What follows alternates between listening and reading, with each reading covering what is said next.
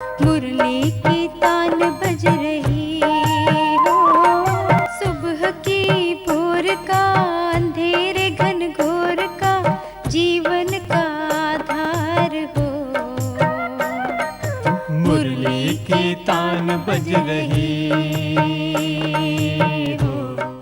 ओम शांति। आज प्यारे बाप दादा के अनमोल मधुर महावाक्य हैं 7/2/2025। आज की मुरली के सार में रूहानी माशिक परमात्मा ने हम रूहानी आत्मा आशिकों को कर्म योगी बनने के लिए कहा कि सदा यह स्मृति बनी रहे कि मैं आत्मा इस शरीर द्वारा कर्म करती हूँ, बोलती हूँ, व्यवहार में आती हूँ। मैं आत्मा इस देह से न्यारी हूँ। बाबा कहे यह स्मृति सदा बनी रहे। चलते फिरते हर कार्य करते हुए याद में रहने का अभ्यास करना है। फिर कहा कई बच्चे प्रायः बोलते रहते हैं, कहते हैं हमें योग में बिठाओ, निष्ठा में बिठाओ। तो यहाँ तो बाबा कहते हैं तुम बच्चों को एक बाप को याद करना है। याद तो कहीं भी कर सकते हैं, उठते बैठते चलते फिरते। बाबा कहे जैसे आशिक माशिक होते हैं वह खास बैठकर याद नहीं करते हैं, काम काज धंधा आदि करते हुए भी याद में रहते हैं। फिर बहुत ही विशेष बात बताई कि शिव बाबा है अविनाशी ज्ञान सर्जन, योग बल से आत्मा को एवर हेल्दी बनाते हैं। आत्माओं में जो विकार की खाद पड़ी है उसे निकाल पतित से पावन बनाकर सद्गति देते हैं। यह एक बाप में शक्ति है, इसलिए उनको ऑलमाइटी अथॉरिटी कहा जाता है। और साथ में अंडरलाइन कराया कि डॉक्टर ऑफ फिलॉसफी यह तो ढेर के ढेर मनुष्य बनते हैं, लेकिन doctor of spiritual knowledge, spiritual doctor यह एक परमात्मा बाप है। फिर रियलाइज करने के लिए कहा कि जैसे भक्ति मार्ग में भक्ति करते हुए बुद्धि इधर उधर कहीं जाती है तो खुद को चुटकी काटते हैं, अर्थात खुद को अलर्ट करते हैं। ऐसे बाबा कहते यहाँ तुम बच्चों को अपने साथ ऐसे ऐसे बातें करनी है कि बाबा जो हमको विश्व का मालिक बनाते हैं, पतित से पावन बनाते हैं, हीरे तुल्य बनाते हैं, हम उनकी याद में क्यों नहीं रहते, क्या कमी है। तो अपने आप से दृढ़ संकल्प करना है कि जो बाबा हमको 21 जन्मों के लिए ऊंचते ऊंच वर्षा देने आए हैं, हम चलते फिरते खाते पीते उठते बैठते सोते एक बाप को ही याद करेंगे। सुनते हैं प्यारे बाप दादा के अनमोल मधुर महावाक्य। आज बाबा कहे मीठे बच्चे, तुम्हें चलते फिरते याद में रहने का अभ्यास करना है। ज्ञान और योग यही मुख्य दो चीजें हैं। योग माना याद। आज मुरली से प्रश्न है, अक्लमंद होशियार बच्चे कौन से बोल मुख से नहीं बोलेंगे। उत्तर में बाबा कहे हमें योग सिखलाओ। यह बोल अक्लमंद बच्चे नहीं बोलेंगे। बाप को याद करना सीखना होता है क्या? यह पाठशाला है पढ़ने पढ़ाने के लिए, ऐसे नहीं याद करने के लिए कोई खास बैठना है। तुम्हें कर्म करते बाप को याद करने का अभ्यास करना है। ओम शांति। यह रूहानी बाप बैठ रूहानी बच्चों को समझाते हैं। बच्चे जानते हैं रूहानी बाप इस ब्रह्मा रथ द्वारा हमको समझा रहे हैं। अब जबकि बच्चे हैं तो बाप को व किसी बहन व भाई को कहना कि मुझे बाप को याद करना सिखाओ, यह रॉन्ग हो जाता है। बाबा कहे जिनको हम अपना समझते हैं, जो हमारा पिता है, उनको याद करना सीखने सिखाने की आवश्यकता नहीं रहती है। उनके साथ तो हमारा बुद्धि योग जुटा हुआ रहना चाहिए। बाबा कहे तुम कोई छोटी बच्चियां तो नहीं हो ना, यह तो जानते हो मुख्य है रूह, वह तो है अविनाशी, शरीर है विनाशी, बड़ा तो रूह हुआ ना। बाबा कहे शरीर और आत्मा में रूह बड़ी हुई ना, क्योंकि शरीर तो विनाश हो जाता है, आत्मा तो अजर अमर अविनाशी है। अज्ञान काल में यह ज्ञान किसी को भी रहता नहीं है कि हम आत्मा हैं, शरीर द्वारा बोलते हैं, देह अभिमान में आकर ही बोलते हैं मैं यह करता हूँ। अभी तुम देही अभिमानी बने हो। जानते हो आत्मा कहती है मैं इस शरीर द्वारा बोलती हूँ, कर्म करती हूँ, आत्मा मेल है। बाप समझाते हैं यह बोल बहुत करके सुने जाते हैं। कहते हैं हमको योग में बिठाओ। सामने एक बैठे हैं इस ख्याल से कि हम भी बाबा की याद में बैठे, यह भी बैठे। अर्थात बाबा कहते कहीं कहते हैं ना आप हमको बैठकर योग कराओ, तो बाबा कहते हैं इसमें योग कराने की बात नहीं है, तुमको तो एक बाप को याद करना है, कोई सामने हो या ना हो उससे फर्क नहीं पड़ सकता। बाबा कहे यह पाठशाला कोई इसके लिए नहीं है, पाठशाला तो पढ़ाई के लिए है, बाकी ऐसे नहीं यहाँ बैठकर सिर्फ तुम्हें याद करना है। बाप ने तो समझाया है, चलते फिरते उठते बैठते बाप को याद करो, इसके लिए खास बैठने की भी दरकार नहीं है। जैसे कोई कहते हैं राम राम कहो, क्या बिगर राम राम कहे याद नहीं कर सकते हैं? याद तो चलते फिरते कर सकते हैं। आज बाबा याद पर अटेंशन दिलाते हुए याद की विधि बता रहे हैं कि बाबा को बाबा बाबा कहकर सिर्फ याद करने की बात नहीं है, चलते फिरते उठते बैठते खाते पीते हर कार्य करते हुए उनकी याद रहे। कैसे याद रहे? क्योंकि बाबा कई बार कहते हैं ना, ये तो अजपा जाप है, अर्थात जिसको कभी भूलना ही नहीं है, तो इसलिए हर कर्म करते हुए बाबा को याद करना है। बाबा कहे आशिक माशिक कोई खास बैठकर एक दो को याद नहीं करते हैं, काम काज धंधा आदि सब करना है, सब कुछ करते अपने माशुक बाप को याद करते रहो। ऐसे नहीं कि उनको याद करने के लिए खास कहाँ जाकर बैठना है। तुम बच्चे गीत व कविताएं आदि सुनाते हो तो बाबा कह देते हैं यह भक्ति मार्ग के हैं, कहते भी हैं शांति देवा, सो तो परमात्मा को ही याद करते हैं, न कि श्री कृष्ण को। ड्रामा अनुसार आत्मा अशांत हो पड़ती है तो बाप को पुकारती है, क्योंकि शांति सुख ज्ञान का सागर वह एक परमात्मा है। ज्ञान और योग मुख्य दो चीजें हैं। योग माना याद, उन्हों का हठ योग बिल्कुल ही अलग है, तुम्हारा है राजयोग। बाप को सिर्फ याद करना है।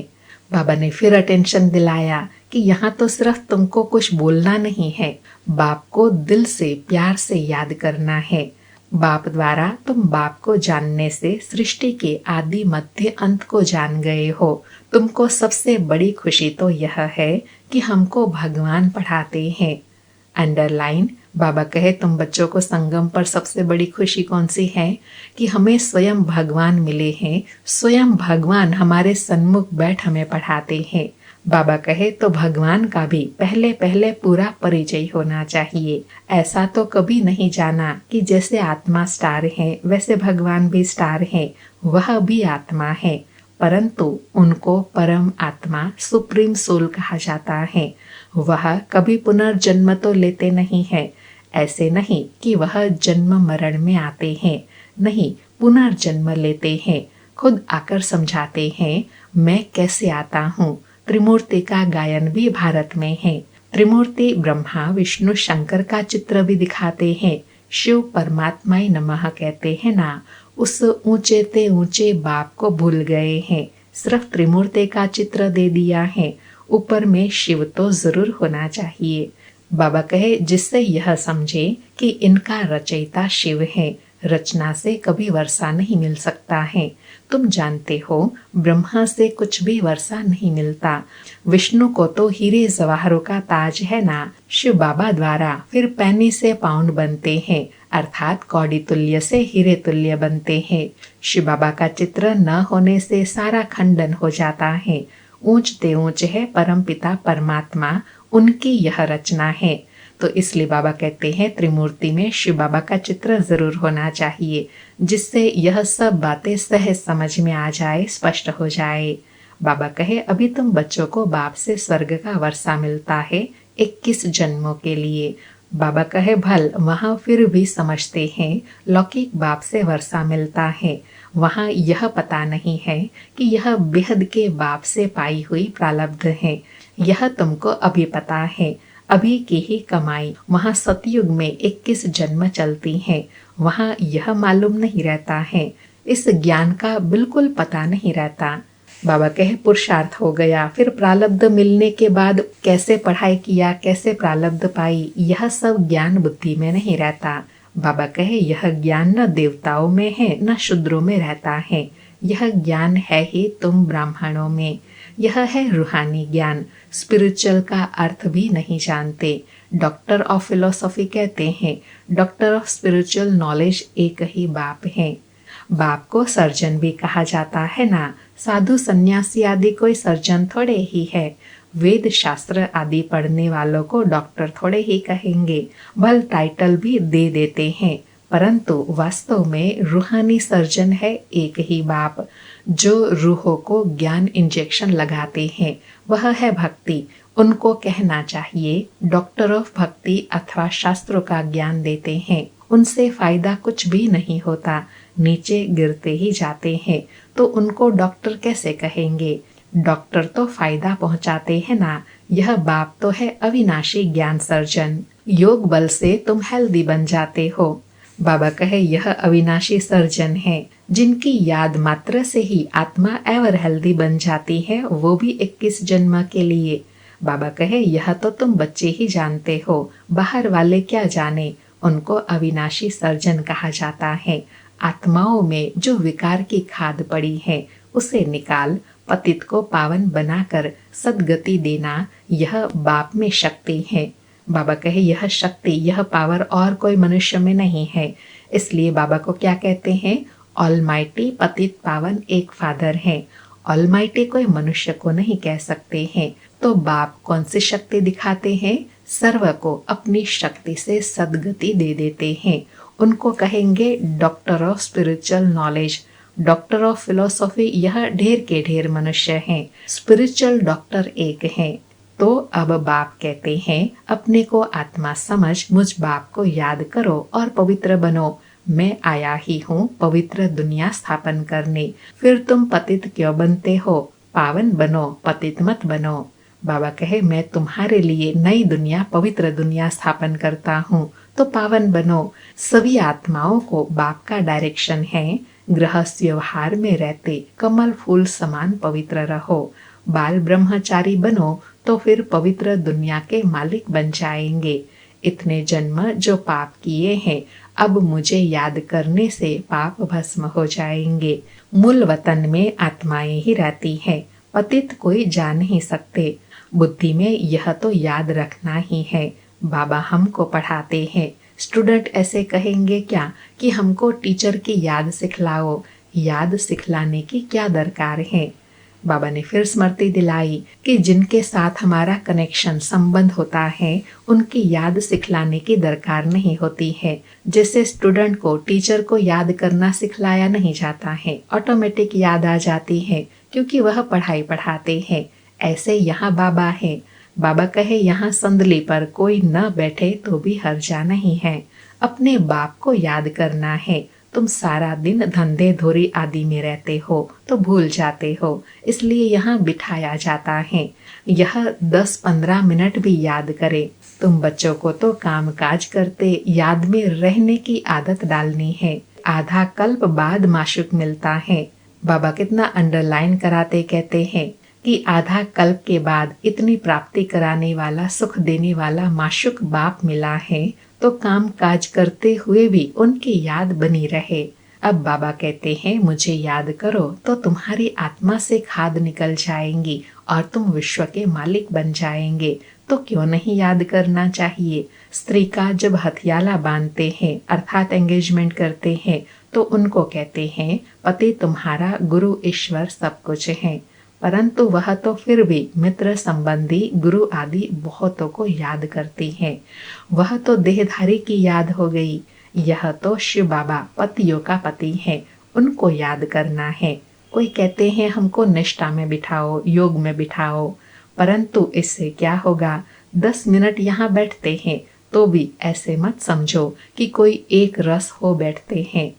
अंडरलाइन बाबा कहे भल 10 मिनट भी बाबा की याद में बैठे, लेकिन इसका मतलब यह नहीं कि 10 मिनट एकाग्र होकर बैठे, एक रस होकर बैठे। मूल बात है बाबा के साथ बुद्धि का योग जुटा रहे। भक्ति मार्ग में किसी की पूजा करने बैठते हैं तो बुद्धि बहुत भटकती रहती है। नौधा भक्ति करने वालों को यही तात, यही लगन लगी रहती है कि हमको साक्षात्कार हो। वह आश लगाकर बैठे रहते हैं, एक की लगन में लवलीन हो जाते हैं, तब साक्षात्कार होता है। उनको कहा जाता है नौधा भक्ति। वह भक्ति ऐसी है जैसे आशिक माशुक। खाते पीते बुद्धि में याद रहती हैं। उनमें विकार की बात नहीं होती, शरीर पर प्यार होता है। एक दो को बिगर देखे रह नहीं सकते। अब तुम बच्चों को बाप ने समझाया है, मुझे याद करने से तुम्हारे विक्रम विनाश होंगे। कैसे तुमने 84 जन्म लिए हैं, बीज को याद करने से सारा झाड़ बुद्धि में आ जाता है। यह वैरायटी धर्मों का झाड़ है ना। यह सिर्फ तुम्हारी बुद्धि में ही है कि भारत गोल्डन एज था, अब आयरन एज में है। यह अंग्रेजी अक्षर अच्छे हैं, इनका अर्थ अच्छा लगता है। आत्मा सच्चा सोना होती है, फिर उनमें खाद पड़ती है। अभी बिल्कुल झूठी हो गई है, अर्थात तमो प्रधान पतित हो गई है। इनको कहा जाता है आयरन एज्ड। आत्माएं आयरन एज्ड होने से जेवर भी ऐसा हो गया है। अर्थात बाबा कहते हैं आत्मा तमो प्रधान है तो जेवर शरीर भी ऐसा तमो प्रधान हो गया है। अभी बाप कहते हैं मैं पतित पावन हूँ, माम एकम याद करो, तुम मुझे बुलाते हो, हे पतित पावन आओ। मैं कल्प कल्प आकर तुमको यह युक्ति बतलाता हूँ। मन मना भव मध्याजी भव, अर्थात स्वर्ग के मालिक बनो। कोई कहते हैं हमको योग में बहुत मजा आता है, ज्ञान में इतना मजा नहीं, बस योग करके यह भागेंगे, योग ही अच्छा लगता है। कहते हैं हमको तो शांति चाहिए। अच्छा, बाबा कहे अच्छा, बाप को तो कहाँ भी बैठकर याद करो, याद करते करते तुम शांति धाम में चले जाएंगे। इसमें योग सिखलाने की बात ही नहीं, बाप को याद करना है। ऐसे बहुत हैं जो सेंटर पर जाकर आधा पौना घंटा बैठते हैं, कहते हैं हमको नेस्टा कराओ, या तो कहेंगे बाबा ने प्रोग्राम दिया है नेस्टा योग में बैठने का। यहाँ बाबा कहते हैं चलते फिरते याद में रहो, ना से तो बैठना अच्छा है। बाबा फिर साथ में क्लियर कर रहे हैं कि चलते फिरते अगर पूरा याद नहीं करते हैं तो फिर बैठ करके ही ठीक है। मूल बात है याद करने की। बाबा मना नहीं करते हैं भल सारी रात बैठो, परंतु ऐसी आदत थोड़े ही डालनी है कि बस रात को ही याद करना है। बाबा कहे आदत यह डालनी है कि काम काज करते याद करना है। इसमें बड़ी मेहनत है। बुद्धि घड़ी घड़ी और तरफ भागती जाती है। भक्ति मार्ग में भी बुद्धि भाग जाती है, फिर अपने को चुटकी काटते हैं। सच्चे भगत जो होते हैं उनकी बात करते हैं। बाबा कहे जो सच्चे भगत होते हैं ना वह ऐसा करते हैं। तो यहाँ भी अपने साथ ऐसी ऐसी बातें करनी चाहिए। बाबा को क्यों नहीं याद किया?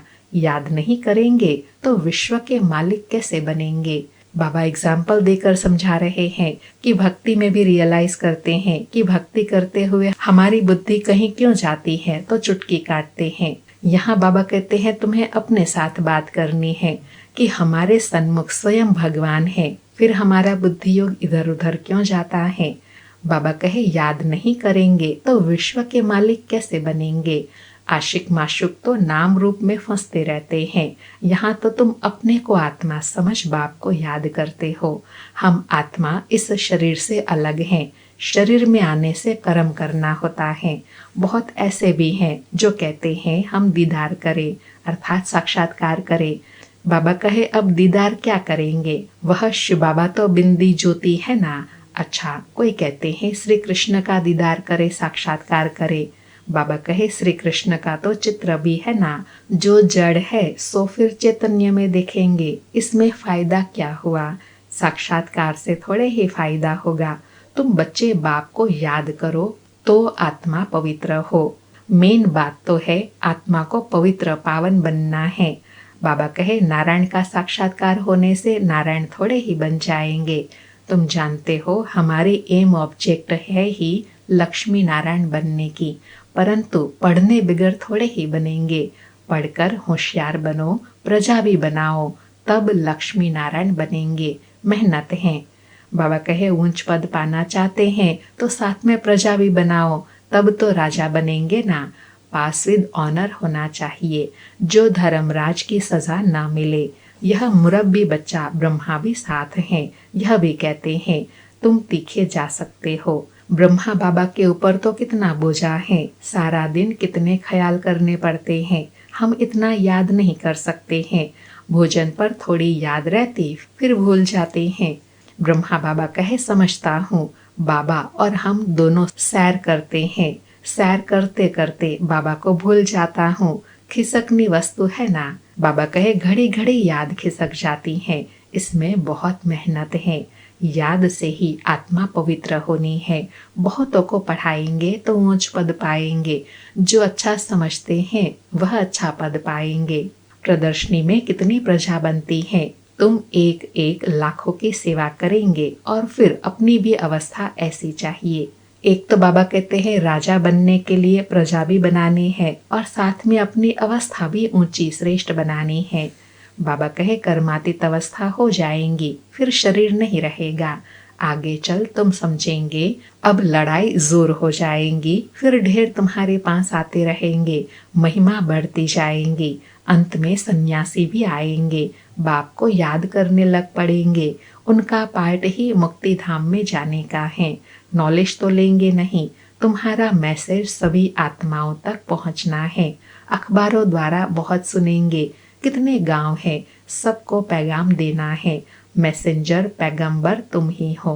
बाबा कहे यह तुम्हारा ही टाइटल है। उस टाइटल को अभी सार्थक करना है। सबको संदेश देना है। बाबा कहे पतित से पावन बनाने वाला और कोई है नहीं सिवाय एक बाप के। ऐसे नहीं कि धर्म स्थापक किसी को पावन बनाते हैं।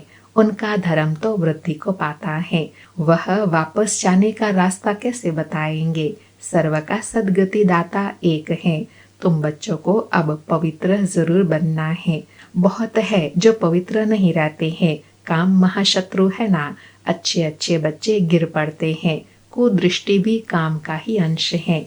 यह बड़ा शैतान है।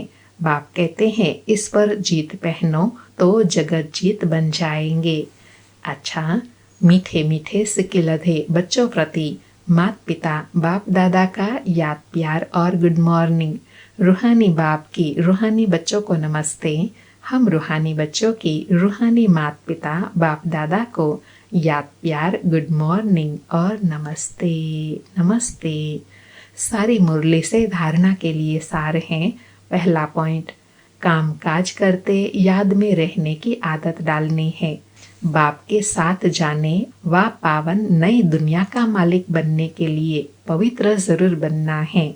दूसरा पॉइंट, ऊंच पद पाने के लिए बहुतों की सेवा करनी है। बहुतों को पढ़ाना है।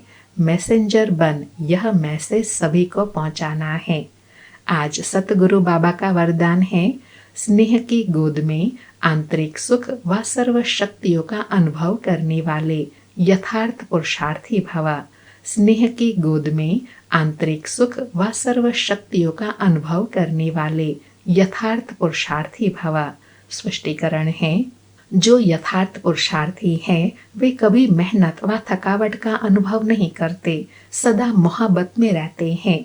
वे संकल्प से भी सरेंडर होने के कारण अनुभव करते हैं कि हमें बाप दादा चला रहे हैं। मेहनत के पांव से नहीं, लेकिन स्नेह की गोद में चल रहे हैं। स्नेह की गोद में सर्व प्राप्तियों की अनुभूति होने के कारण वह चलते नहीं, लेकिन सदा खुशी में आंतरिक सुख में सर्व शक्तियों के अनुभव में उड़ते रहते हैं। आज बाबा ने यथार्थ पुरुषार्थ की विधि बताई कि बाबा से इतना स्नेह हो, जो स्नेह से याद इतनी सरल हो जाएंगी, उससे मेहनत नहीं करनी पड़ेगी।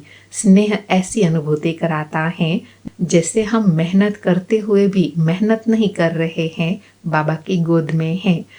आज का स्लोगन है, निश्चय रूपी फाउंडेशन पक्का है तो श्रेष्ठ जीवन का अनुभव स्वतः होता है। निश्चय रूपी फाउंडेशन पक्का है तो श्रेष्ठ जीवन का अनुभव स्वतः होता है। आज के अव्यक्त इशारे हैं, एकांत प्रिय बनो, एकता और एकाग्रता को अपनाओ। आज बाबा ने प्रैक्टिस बताई कि अनेकता में एकता, तो प्रैक्टिकल में अनेक देश, अनेक भाषाएं, अनेक रूप रंग, लेकिन अनेकता में भी सबके दिल में एकता है ना, क्योंकि दिल में एक बाप है। अनेक भाषाओं में होते हुए भी मन का गीत, मन की भाषा एक है। आज बाबा ने एकता का प्रमाण बताया कि बाबा के कितने वैरायटी बच्चे हैं, अनेक देश के, अनेक भाषाओं वाले हैं, लेकिन उन सब में एक समान क्या चीज है? एक बाबा से सच्चा दिल का प्यार। अच्छा, ओम शांति। शुक्रिया बाबा, शुक्रिया।